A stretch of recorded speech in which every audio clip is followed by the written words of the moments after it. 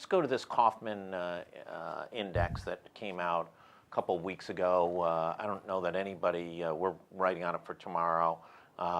It's a major research analysis of how states are functioning in innovation, creating new business segments, supporting startups, and Rhode Island did not perform particularly well. When you say not perform particularly well, you had 49 states in one index, and you had Rhode Island. We were so far behind the curve on this that you had to look up, look down. You couldn't find it. It's one of those indexes where we're really down there. Not only are we behind Connecticut, which is always a danger zone if you're in the Northeast, but I think we're down there with like Mississippi. And anytime you're in the same peer group as Mississippi, you're in a boatload of trouble. Well, there was an index. I don't want to bore people with the technical things, but Rhode Island on the index was a negative 2.93, and it was the only. Is that the president calling you after hearing your comments? Which president?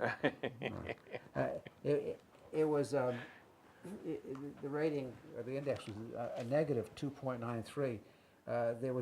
That was the only state to have a negative index rating in excess of 2. I mean, it wasn't close. And the two things. The first thing is the Ewing Kaufman Foundation is very prestigious. They have about a $2 billion endowment. There are about 85 people that work there.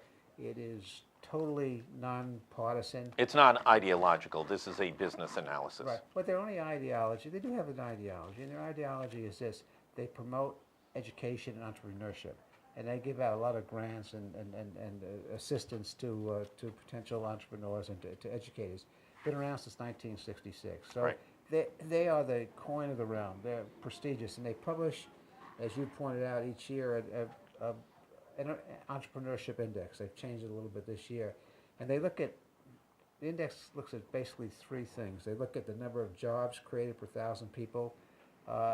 Innovation in Massachusetts creates 6 jobs per 1,000 people. In the United States, it's almost 5.5 jobs. In Rhode Island, it's less than 4 jobs. Right. This is why we get down. They look at the percentage of population going into business. They're all very small numbers, but ours is less than 1/5 of 1%. Massachusetts is more than 1/3 of 1%. That'll kind of give you a relative degree.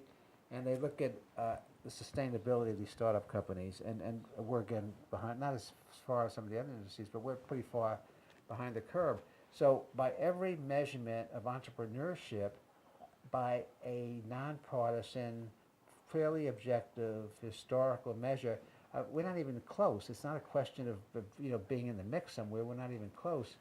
And I think I come back to one of my old whipping boys on that thing is, we're not about, we're not, our Commerce Rhode Island Department and our economic development paradigm is about tax incentives, preferential tax deals, real estate. We have a number of programs that deal, with innovation. If you go on their website, we have an innovation voucher program. We have the Innovate Rhode Island Fund. We have a number of things that have, promise of the kinds of things you do. You look at how many grants they give out. You look at the number of dollars involved. It's embarrassing. It's not only not at scale. It clearly shows that that's not what our priority is. And so, But is there a little chicken and egg? They're on in the earlier hour, and they bring forth small businesses who have gotten some of those grants. Yeah. Are there enough entrepreneurs? Do we just have enough entrepreneurs who, as you say, in that number, there's only a third of, 0.2% of, 0.2 of, less than half of what Massachusetts is producing in entrepreneurs? No, I would just take the whole entire United States. They produce twice. This is for the other 49 states. They produce twice what we produce, and that does includes New York as well as Mississippi. New York does very well. California does. But that's my point, that the rest of the country may have it more, is it, some of it is an element of it that we're an industrial state where people from generations worked in mills. They didn't think about starting their own businesses. Well, there's a lot of history and culture. People worked in mills, all over. But the point being that if you want an innovation economy, which we've talked about, we sold the I-195 district as the innovation economy. No one defined innovation. But if you think there's something out there with innovation, if you start programs to encourage small business, and you feel like you're behind, if you're a football team, and you know you haven't got the fastest halfback or the quarterback with the best arm or the best offensive line to block for those guys, then you invest more, you practice harder, you work harder, you give it a higher priority. We've just done the opposite. And it also ties back to something else. This is the cultural part, which is tricky. It's respect for the quality of education output.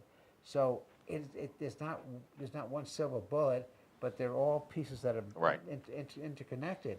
More focus on education, more focus, more support for our universities. We have a very good flagship university. University of Rhode Island has a lot of very good programs. And as a percentage, we're one of the worst states at supporting with state revenue in supporting its state education. And let me tell you one way we could fix it without costing the taxpayers a whole lot of money. Why isn't there an independent board of trustees for the University of Rhode Island where they could bring in, there's some very prestigious alumni that have come from the university, that they could bring in these prestigious alumni, put them on the board, not have them go through a silly ratification process. Right. Have them more flexibility in raising money. They only get about 10% of their money from the state. Excuse me. That's not going to change. And we don't raise much privately for the state Well, university versus many state universities And they have who pile it up. And their capital fund now is doing better than past capital drives. But the point being, if it had its own board of trustees, Yeah. if it could appoint prestigious people, alumni of the university, had national, international contacts, you can make a hell of a difference.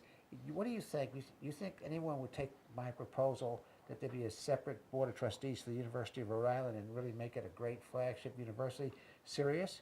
No, because they want the political influence to approve people on the board. They want whatever other political influence they get. So that's the culture. It's the culture of education. It's the culture of knowing a guy.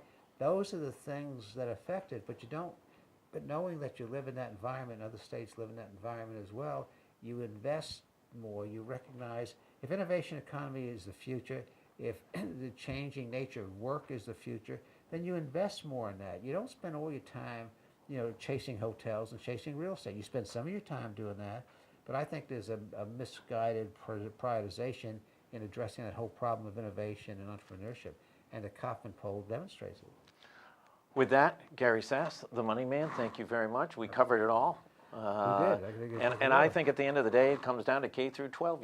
You make improvements on K through 12. It solves a lot of problems all the way through the pipeline. Just make sure when a kid gets out of the third grade, he or she can read, and you're going to be there. Yep. Gary Sasse, thanks so much. Tomorrow we'll be back. Kate Nagel's got the afternoon shift. If you haven't seen the excerpts from Michael Steele, former head of the Republican National Committee, and Tom Perez, who's the Democratic National Chairman, that interchange up at Brown University today. It's on Facebook now. It's getting moved over to the site presently.